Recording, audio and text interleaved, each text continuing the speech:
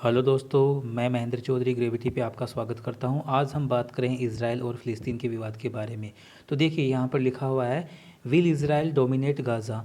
क्या Israel Gaza को dominate करने वाला है? क्या वास्तव में ये बात सही है? तो देखिए इस बारे में हम बात कर रहे हैं। ये प्रधानमंत्री बेंजामिन हैं इज़राइल के। इन्होंने क्या बोला है, देखिए, conflict with Hamas in Gaza not over yet. इनका कहना ये है कि जो फ़िलिस्तीन का सबसे बड़ा आतंकवादी संगठन है हमास, उसके साथ अभी हमारा कुछ भी ओवर नहीं हो सकता। हम जब तक वो हमारा हम पर हमले करते रहेंगे, हम उन पर हमले करते रहेंगे। तो देखिए इस बारे में हम देखेंगे मैप में, ये हमारा भारत है और भारत से यहाँ पर ये इज़राइल हो गया है। इज़राइल की हम बात करेंगे तो इज़राइल के पड़ोसी देशों में इजिप्ट आता है, सऊदी अरेबिया आता है, सीरिया आता है। इसके अलावा लेबनान और जॉर्डन भी इसके इलाके वाले इसके पड़ोसी हैं। तो देखिए इसके पास में ये मेडिटेरियन सी है, मेडिटेरियन सी के किनारे पर बसा हुआ देश है। और ये यहाँ पर स्वेज नहर है जो हम जानते हैं, और स्वेज नहर के पास में सिनाई प्रांत है जो इजिप्ट का भाग है। तो देखिए इसका हम थोड़ी सी हिस्ट्री देख लेते हैं।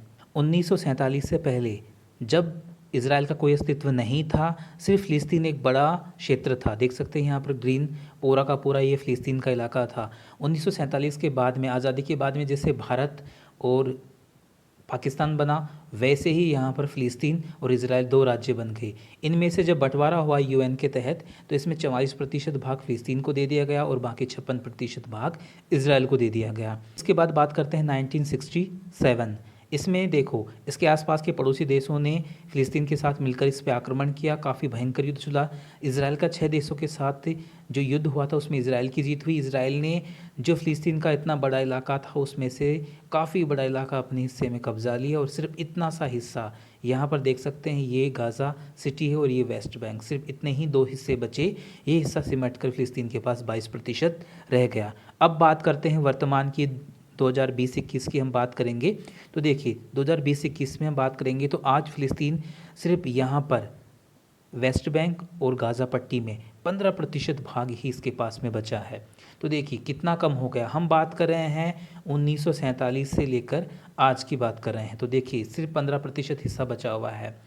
तो अब ये जो हिस्सा बचा हुआ है, अभी जहाँ पर तनाव कौन सी जगह चल रहा है, तनाव सबसे ज़्यादा यहाँ गाज़ा पट्टी में, गाज़ा सिटी में चल रहा है। क्योंकि यहाँ पर जो वेस्ट बैंक है, वेस्ट बैंक के अंदर एक मस्जिद है, अल अक्सा मस्जिद। वहाँ पर इसमें जो नमाज अदा हो रही थी एक हफ्ते भर पहले, वहाँ पर कुछ विवाद हुआ भयंकर, और इजराइल की पुलिस के साथ फ़िलिस्तीनियों की झड़प हुई। उसकी वजह से वहाँ पर एक धार्मिक मुद्दा बन गया। धार्मिक मुद्दा बनने के बाद में जो आप देख रहे हैं, ये वेस्ट बैंक, ये गाज़ा पट्टी से यहाँ पर उन्होंने भयंकर बमबारी की। यहाँ का जो सबसे बड़ा आतंकवादी संगठन है हमास, उसने बड़ी मात्रा में रॉकेट यहाँ पर इसराइल की तरफ दागे। और आप मान सकते हैं एक एक ही टाइम में उन्होंने 150-200 रॉकेट एक साथ दाग दिए।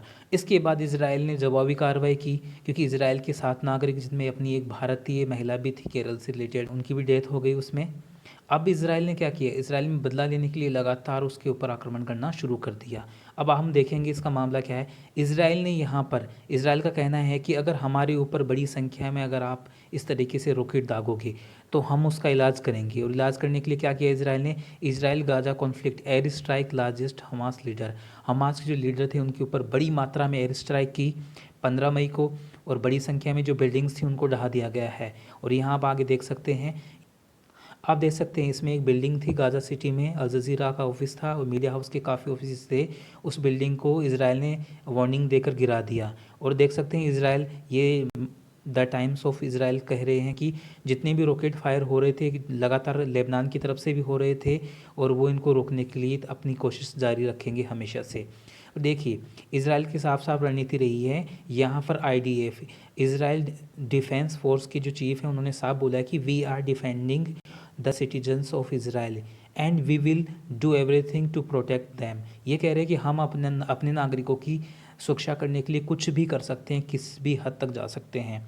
तो देखिए इसराइल एक ऐसा देश है जो अपने सभी नागरिकों को, लगभग सभी नागरिकों का मतलब होता है जो बच्चे पास आउट होके स्कूल से कॉलेज में चले जाते हैं, उनके लिए कुछ टाइम के लिए आर्मी ट्रेनिंग रखते हैं। कहने का मतलब हर लगभग दूसरा व्यक्ति इसराइल का एक तरीके से सैनिक है। तो इतना सशक्त देश, हर तरीके से आत्मनिर्भर देश, किसी के सामने नहीं झुक सकता। तो एक 15% भाग है जो इसके अंडर में आता है। हम मान सकते हैं फ़िलिस्तीन को ये नहीं छोड़ने वाले हैं। तो देखिए इस बारे में आगे क्या होता है, क्या नई बातें निकल के आती हैं। अभी फ़िलहाल के लिए एक मीटिंग चल रही है, 16 मई आज को मीटिंग चल रही है, आईओसी की मीटिंग चल रही है। आईओसी में 57 इस्लामिक राष्ट्र आते हैं। 1969 में इसका ये बना था। इसमें जितने भी लीडर, इसका सऊदी अरब लीडर है, ये इस्लामिक राष्ट्र एक इमरजेंसी मीटिंग बुलाई है। आज देख रहे हैं कि क्या किया जाए, इजराइल के खिलाफ क्या किया जाए, किस तरीके से इस युद्ध को रोका जाए, कैसे शांति स्थापित की जाए, या फिर इजराइल को मुंह तोड़ जवाब दिया जाए। इस बारे में अभी मीटिंग चल रही है। आगे की अपडेट हम आपको जल्दी ही बताएंगे। बिल्कुल, हमारा वीडियो कैसा लगा आप ज़रूर बताइए इस बारे में, और इस चैनल को हमारे ज़्यादा से ज़्यादा सब्सक्राइब कीजिए बिल्कुल, और इसको लाइक कीजिए, शेयर कीजिए। आपके लिए बेहतरीन क्लास से हम फिर से लेके आएंगे। ग्रेविटी पे आपका फिर से स्वागत है, और जल्दी हम मिलते हैं एक नए टॉपिक के साथ में। तब तक स्वस्थ रहिए, खुश रहिए, और कोरोना में अपना ध्यान रखिए। Thank you.